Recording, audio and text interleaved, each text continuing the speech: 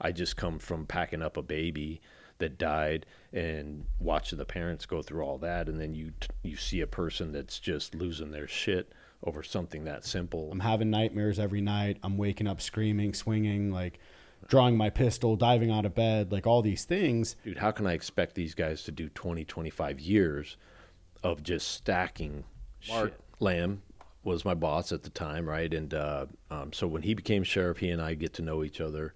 We're riding around the state quite a bit together.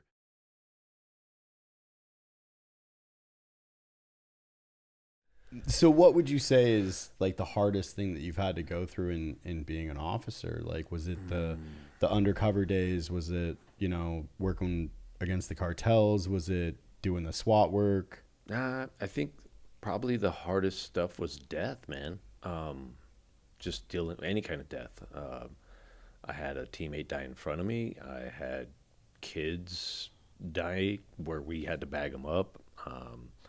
I've been on scene of accidents where people are on their way out. So just the cumulative death that you see all the time, and the destruction and the things that happens to humans by other humans, right? Where you have people kill family members and mutilate bodies, and just all this crazy stuff. So I can't say there's any one hard thing, but death is the hardest. It wears on you the most, I think. And second to that would probably be trying to be normal, or trying to put on a facade of normal for the rest of society when you're not in uniform. Yeah. So when you're with your family, when you're with friends, and you see people that are upset because their latte didn't have the right drizzle on it, and you're like, are you fucking kidding me, man? Right. And you're sitting there and you're like, that's what you're worried about in life. And again, I just come from packing up a baby that died and watching the parents go through all that, and then you see a person that's just losing their shit over something that simple. And so all that kind of stuff just wears on you, man, over time. And so you really have to stay grounded. And dude, the last few years, thank God, our profession has started to turn a corner where we're talking about it. Yeah. And we're starting to address it. Yeah. And we're starting to say, like, hey, the way to fix this is not drinking a bottle of Jack every night and crashing out. The way to fix this is we talk about it. We get those things out there. We focus on our wellness. We focus on resiliency.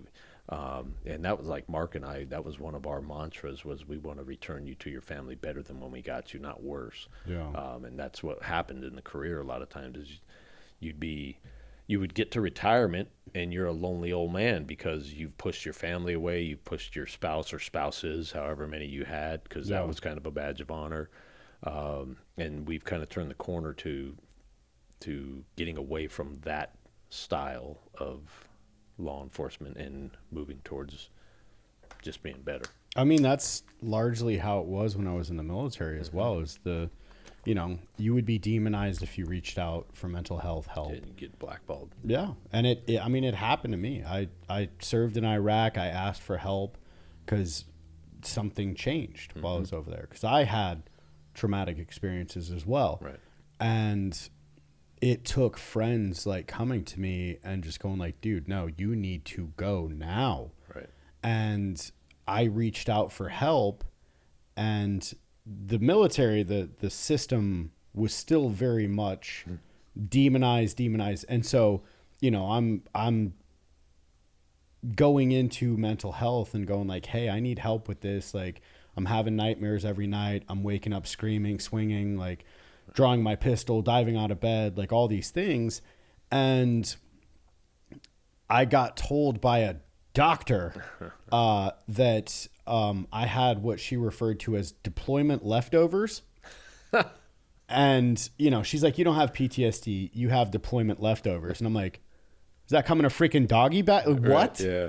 And so, scrape them off the plate then and get right. Anyway, and so then they end up redeploying me, and I had an alarm go off that sounded like the claxtons for incoming mortar rounds. while I was on a second deployment where it wasn't a hot zone. And I came out of my rack and tackled a locker that was pressed up against another locker, and that smashed over onto the bunk on the other side of the room.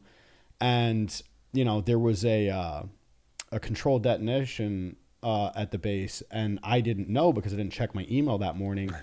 And I'm training this young airman, and I think we were on like a machine, and I'm showing him how to like do milling or something. I don't remember exactly what it was, but I was showing him some process, and all of a sudden I hear boom, and the whole place shakes, and I tackle the kid, and I'm on top of him, and he's freaking out, rightfully so. Right.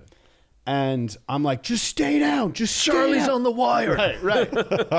And I'm on top of him, holding him down, because I'm like, this kid has no idea what's going on. I have to protect him. He's a young airman. And the shop chief comes out of the room, like out of his office, and he's like, did you guys hear that? I'm like, get down, Sergeant, there's incoming, you know. And he's like, Prest, what the hell are you doing, man? Get the hell off of him. And I'm like, no, like, how did you not hear this? And he's like, it's a controlled det. I'm like, shit. Well, because of So that. that's what would happen, son, Right. if shit were real. So now that we've trained you on welding, machining, and dodging mortars, protect your local airmen. Because there was physical contact made, they sent me to the shrink and like forced me to go see the shrink. Right. And again, they still did all they could to demonize me. And literally I got home from my second deployment. Sorry to take You're good, away bro. and just You're good. go into Do story your mode. thing. But I ended up, they tried to kick me out of the military. I was on a 4-year contract. I served 3 years and 9 months. I had 3 months left on my contract, 2 deployments out of me. And they're like, well, we're going to let you go. And I signed cut all our of my losses. paperwork. Oh yeah. No, I signed all my paperwork to get out. I was not going to be eligible for the VA, no GI Bill, no nothing. And because I was already diagnosed with PTSD before they could kick me out, they were forced to have to medically retire me. So like the demonization, I'm really glad to hear that you guys are like doing something about that, the demonizing, like reaching out for mental health help, because it's needed. And then you have these guys that, you know, they go, well, I tried to play it by the system and ask for help, and then they choose the other route. Right. And like nobody needs to be doing that. Right. No. I mean, No, it's a different, and again, we've talked about, we've come full circle on how everything has changed, and that's one of the bigger positive changes that I've seen is from beginning of career to end of career, completely different in how, especially from a leadership perspective, how we look at and deal with trauma and the death and everything that these guys see, and now we try to proactively attack it. So rather than waiting for guys to come to us and say, I need help, because there's still a hesitancy, it's still taboo, we actively seek them out. Like, hey, you had a traumatic call, and sometimes we even mandate, you are going to go see a shrink. Whether you, because some of them don't realize what's about to happen. They've never been through it before, and so they don't understand what trauma is going to do to them. And so we want them to go, get checked, talk it through.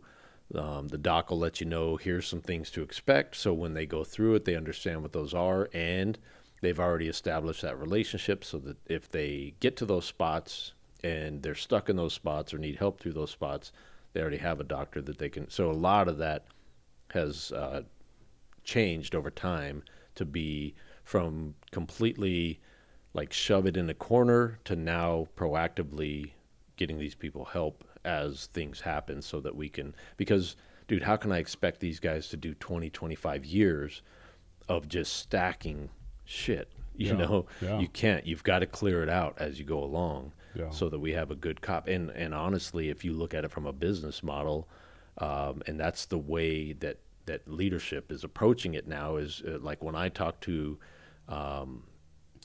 when I go for budget and I ask for certain things to make my officers well, we talk about return on investment, right? And so do you want a cop that is operating at his best mentally, and that's who's dealing with your citizens, or do you want somebody who's burned out and pissed off and has all these traumatic events stacking up, right? And all of us every day would say, no, we don't want that guy. We want the guy that's functioning correctly. And so that realization is happening too. And so we're seeing a big shift. Yeah, I mean, you have to have that blow off valve or you explode for Right. sure. Right. Before you go, I definitely want to talk to you about your book. Yeah. I'm excited to read it. run You just through it. gave me one. So tell me about it. right. Interceptors: The Untold Fight Against the Mexican Cartel. Now it's told. Well, So fair. but, yeah. Now it's on paper. That's it.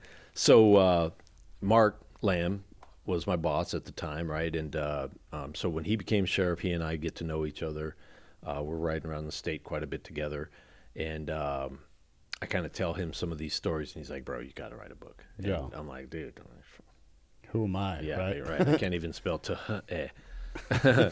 So we talk, and he's like, "Dude," he kind of convinces me, and a couple other people had said the same thing. But you shrug it off because there's cops. We always talk about it, like, oh, we should write a book, all the crazy stuff we've seen. So, anyways, one of the things that Mark said that convinced me was he's like, dude, this is a piece of U.S. history. I'm like, that's right. And I knew that there's a bunch of people that did a bunch of good work that nobody knew about. Nobody even knew it was going on, right? And I told you, like, I was living up here at the time when I was doing some of this stuff, so I would, pack up my ride, get all my stuff ready, kiss my wife and kids goodbye, and as the sun was going down, I was headed out to the desert to go chase cartel dudes. And nobody even knew that stuff was going on other than us. And so wanted to capture all that. And so it has some of those operations in there that were taking place in the southwest corner of Pinal County back in the heyday. This was like the 09, 10, 11 era. And that's when the Sinaloa cartel was operating pretty much free will out there. Yeah. And we were fighting them. And the beginning of the book is kind of a little bit about me, so that I lay a foundation of who is this white guy talking about Mexicans and Mexican cartels and Mexican culture. So I kind of lay the foundation of who I am and what I'm about. Then I go into the cartels themselves, how they're structured, kind of what their culture looks like, even some of their religious beliefs. And then I go into the operations themselves. So it kind of slow walks you into. So by the time you get to the operations, you have a full understanding of what our picture looks like and what the fight looks like. And then take you on some rides on some stuff that people normally don't get to hear or see unless they're in it. And so very small percentage of U.S. cops that even got to do these operations. And so I wanted to do that small percentage proud and kind of let everybody know the work that they were doing and that we were doing out there. So that's it, man. I'm stoked to read it. Thank you so much for this. Absolutely. I mean, Hopefully is it's there worth the anything you read. want to plug? Anything you want to talk about? I mean, besides- the book, obviously, I've made a lot of headway. It's crazy too, because like now I do some leadership stuff as far as teaching and speaking. I do some leadership stuff, and when you get into the corporate world of talking to C-suite peeps, you'll be like, oh, I did this and I did this and I did this. And they're like, oh, cool, all cool guy stuff. And then you're like, oh, and I'm a published author. And they're like, what? you wrote a book? And you're like, yeah, did you hear all the other shit that I just said?